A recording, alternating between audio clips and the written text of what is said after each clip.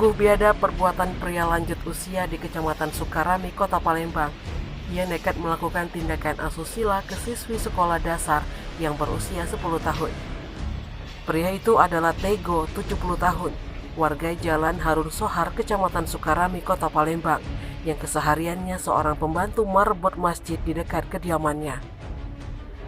Parahnya, aksi tak bermoral itu dilakukan di WC masjid tempat belajarnya korban mengaji. Terbongkarnya perbuatan cabul pelaku Tego setelah korban mengadu ke orang tuanya yang berujung Tego dilaporkan ke pihak berwajib. Tego akhirnya diringkus petugas unit 4 Subdit 4 Renakta di Treskrimum Polda Sumsel yang dipimpin Katim AKP Alkap saat berada di kediamannya.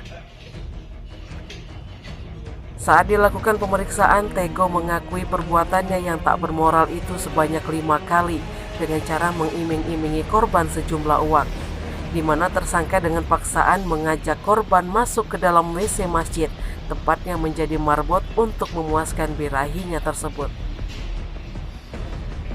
Tego juga mengaku nekat melakukan aksi cabulnya itu hanya dilandasi rasa kesepian setelah ditinggal cerai oleh istrinya dan pergi bersama 3 anaknya ke Pulau Jawa.